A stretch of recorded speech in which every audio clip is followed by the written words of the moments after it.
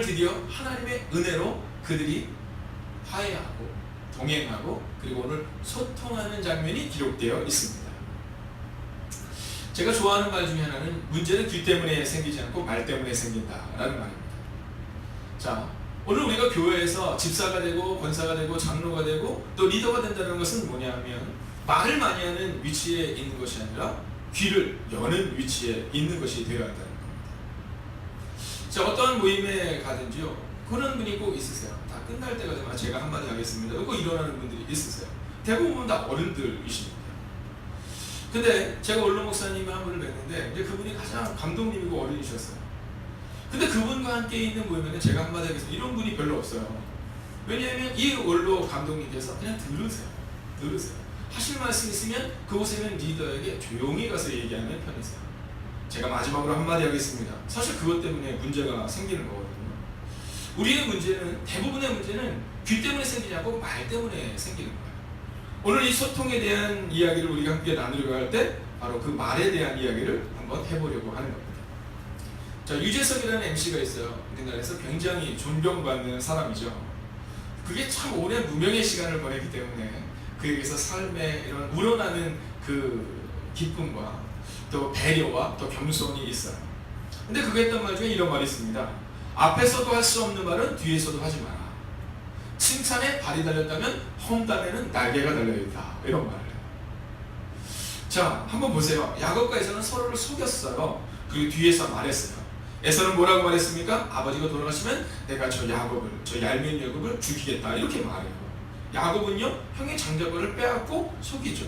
앞에서 말하는 사람이 아니라 뒤에서 말하는 사람들, 뒤에서 계획했던 사람들이라는 겁니다. 자, 근데 오늘 달라져요. 소통이 시작되는 겁니다. 자, 오늘 야곱이 뭐라고 말하면 형에게 이렇게 말해요. 형, 나한테 이 가축들이 있는데 새끼를 데리고 있습니다. 새끼를 베고 있거나 또는 젖을 먹이고 있습니다.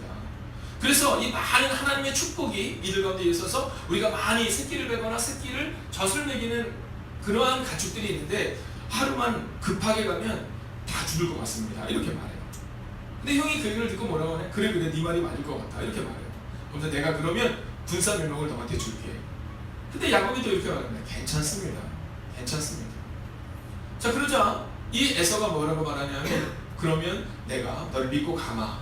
이렇게 말해요. 자, 야곱이 여기서 괜찮다고 말하는 것에는 형 에서의 군사가 괜찮다는 의미도 가지고 있지만 야곱은 오늘 확실한 것을 깨달았어요. 400명의 군사 앞에서 두려워 떨던 이 야곱이 분명한 사실을 깨달았는데 하나님이 보호하시면 된다는 것을 깨달은 거예요. 형 에서는 내가 군사를 너에게 보내겠다고 하지만 야곱은 하나님이 나를 지키실 것을 믿음으로 고백하고 있다는 거예요. 근데 우리 여기서 이제 소통의 방법 3가지를 배우게 됩니다. 원래 소통의 방법 제가 10가지라는 그런 시리즈를 준비해 본 것이 있었거든요. 근데 누군가 저한테 말하더라고요. 새벽에 10가지를 말하면 5가지 정도를 말할 때 다 주님과 만나고 있을 것이다 라고. 그래서 오늘은 3가지를 함께 보도록 하겠습니다. 자, 첫째는요, 솔직하게 말합니다. 여러분, 우리가 소통하기 위해서 우리가 필요한 건 뭐냐면 솔직하게 말하는 거죠. 가끔가다 청년들이 저한테 와서 이야기할 때 그런 얘기를 해요. 목사님, 너무 억울해요. 제가 뭐가 이렇게 억울하니? 직장에서 상사분이 얘기하는데 자기가 한 일인데 자기한테 다 돌려놨다는 거예요. 자기가 잘했던 일은 상사께서 다 가져가고 자기한테 돌려놨다는 거예요. 그래서 제가 얘기했어요. 그거 솔직하게 얘기하지. 솔직하게 이야기하지. 그랬더니 뭐라고 말하냐면 어떻게 솔직하게 얘기를 해요? 네, 그리고 저한테 다 쏟아놓고 갑니다. 네, 그러면 그 쏟아내는 과정 가운데 사실 회복이 되는 거니까 뒤에 들어줘요. 근데 작년 성도들이 저에게 와서 하는 말씀들이 또 있어요. 그게 뭐냐면 목사님 요즘 아이들은 말을 하지 않는다는 거예요. 또는 요즘 아이들은 너무 말을 많이 한다는 거예요.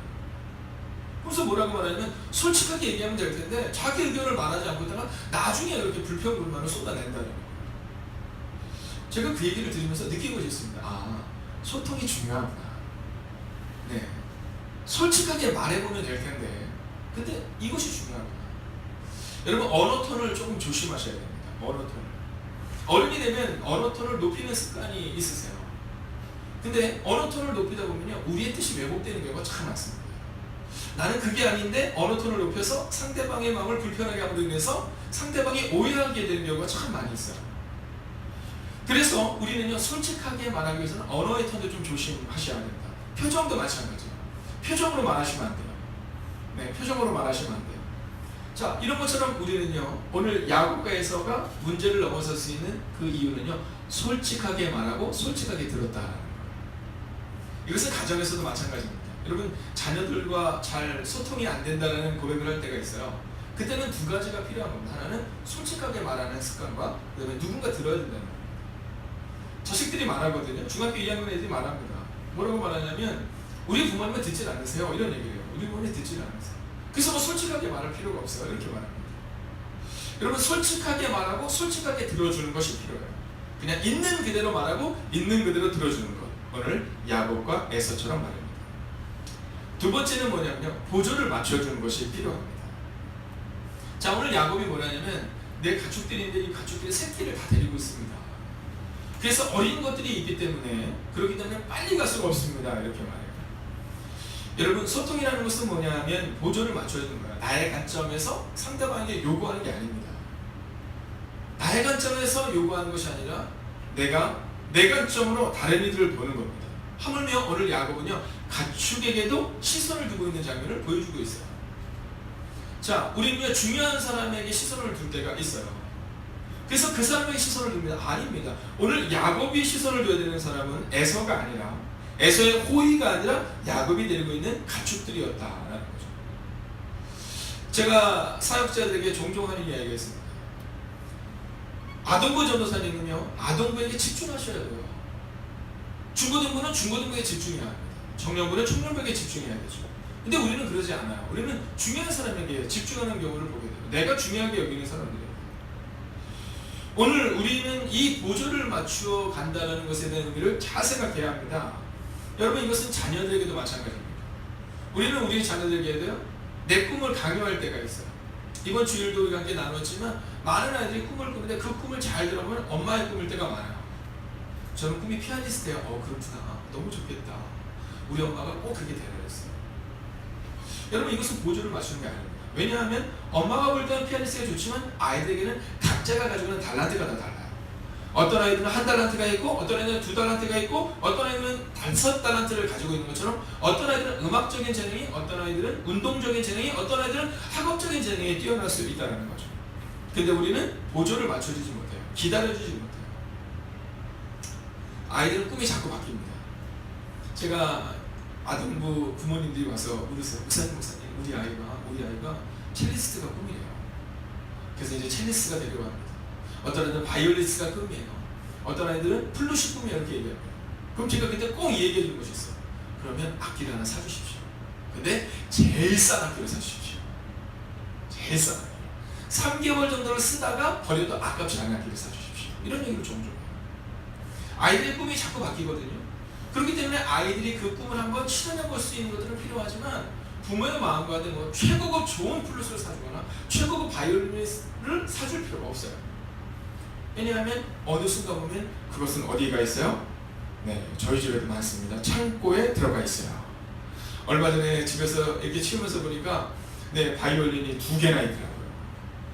생각해보면 어렸을 때 나는 바이올리스트가 꿈이에요 막 그랬던 때가 있어요. 바이올린을 막 키고, 야, 너 바이올린 잘 키는 거 보니까 너 바이올리스트가 되겠다 이랬던 꿈이 있었거든요. 근데 지금은 낑낑낑도 못합니다. 여러분, 보조를 맞춰주는 거죠.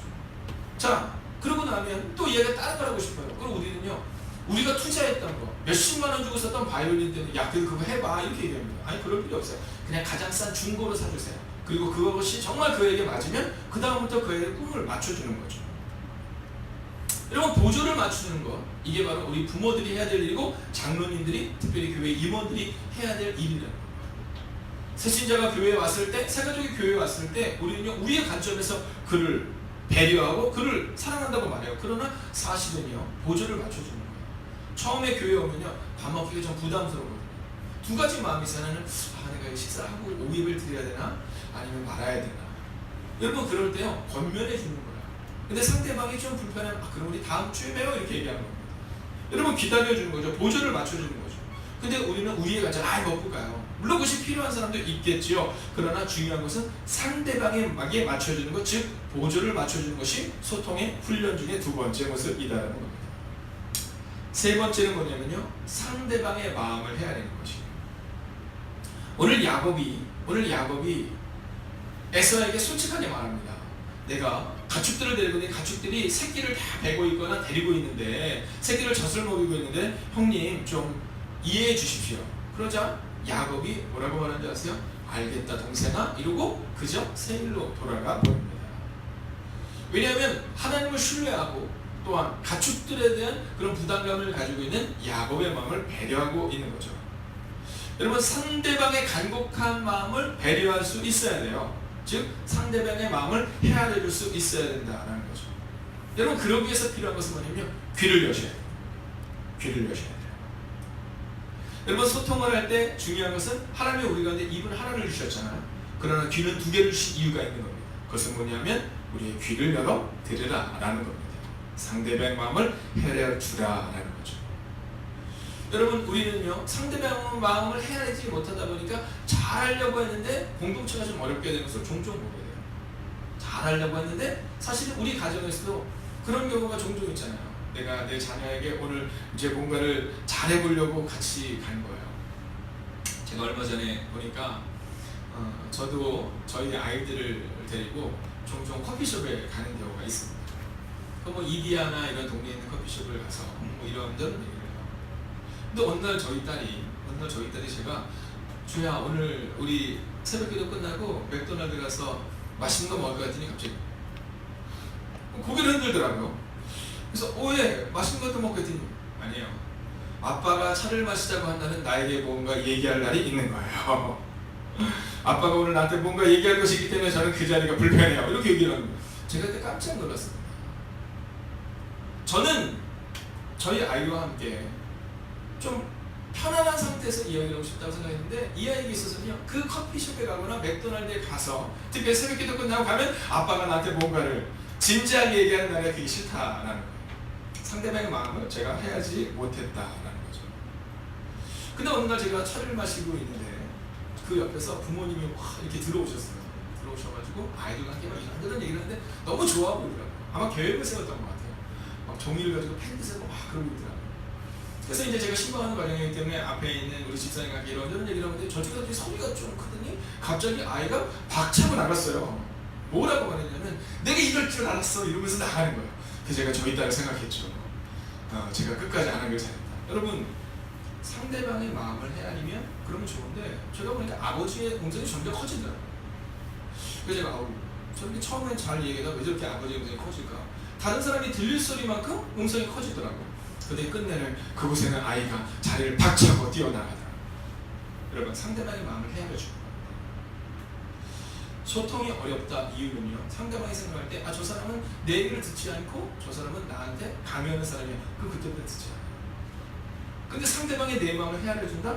그러면요, 얘기하는 게 좋고 얘기하는 게 편하고 얘기하는 게 행복합니다. 자, 오늘 저는 말씀을 마치기 전 오늘 이 본문에서 우리 가운데 전했던 이 세 가지의 소통의 레슨 외에 한 가지를 더 나누려 합니다. 그것은 뭐냐면 기도의 소통.